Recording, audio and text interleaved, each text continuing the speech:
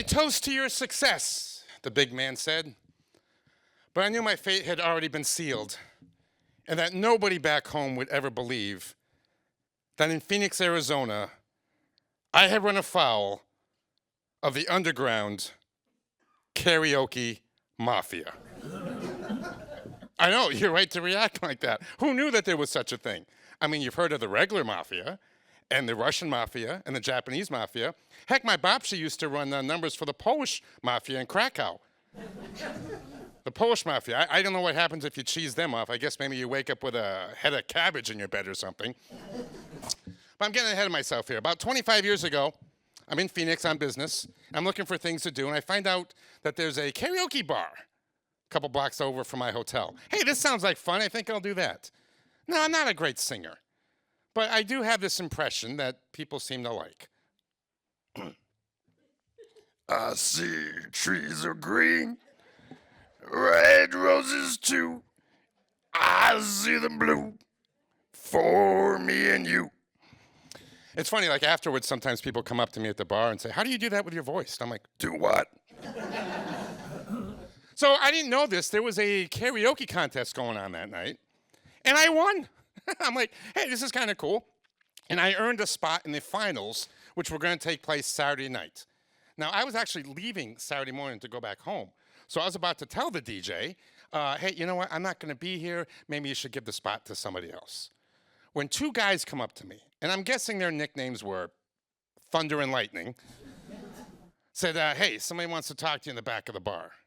Let me show you how fast my brain works. Because immediately I went, uh-oh, this isn't good. So I get led to the back of the bar, and you're not going to believe this. Right out of central casting, there's this big guy, skinny mustache, red tie, and yes, red carnation in his lapel. And maybe it's just my imagination. Because, I do remember this guy. He did sing earlier. He sang a Frank Sinatra song. Because, of course, he did. His name was Tony, and he already earned a spot in the finals. So maybe it's my imagination after all these years. But I swear he talked like this. Who are you? Where are you from? I'm Michael. I'm from Massachusetts. I'm here on business. You here alone? Yes. Now, that was a dumb thing to say, right? He goes, maybe you didn't know what was going on here. See, this was like a little local contest here for us regulars, not for some tourists with a clown act. I'm like, oh, I'm sorry. I didn't realize. He's like, no. Are you good at math? 1, 2, 3, 1. Now, I am good at math. And I know that 3 goes into 1 painfully. And I said, well, I'm sorry. I didn't, really realize that, I just came in to sing. He's like, well, tell you what we're going to do. You should go talk to the DJ. Tell him that you're going to not be here and maybe give your spot to somebody else. Now, be noticed to all of you, that was my plan.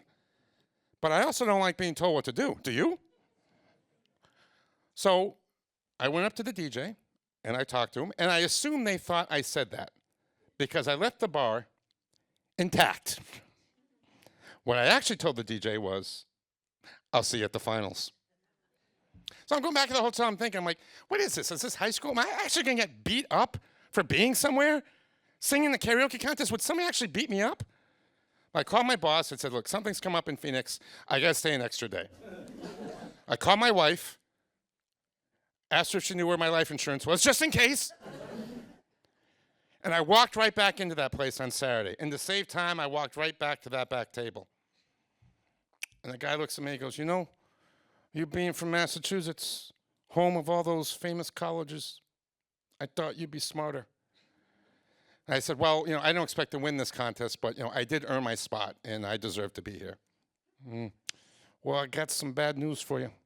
That disc that had your karaoke song on it, it got broke. Because of course it did. Don't worry. I picked out a song for you just in case you showed up. So now I'm thinking, great, I'm going to probably have to go up there singing It's Raining Men. So they call me up there, and they said, well, this is an interesting song that you've chosen. I'm like, is it? And they said, you don't bring me flowers. You don't bring me flowers, that's a duet. How am I supposed to sing a duet by myself? And they said, good luck. In the back of the bar, I could see Tony raising his glass, toasting me. I'll toast to your success. I had a crazy idea. The song came on. Used to be so natural. Used to be. Talk about forever. Ooh. Used to be's don't count anymore. Think I could. And the place goes crazy. Now listen, the story would not be believable if I told you I won the whole thing. So thankfully I didn't. But I came in third. And Tony with his Sinatra song came in first because, of course it did. Now I'd like to stand here and tell you that I think I earned the respect of the Phoenix, Arizona karaoke mafia. But the truth is, I don't really know. Because I booked out of there really, really quick. But I like to think that I did. Because I played the game that they wanted me to play. But like Tony sang in his Sinatra song, I did it my way.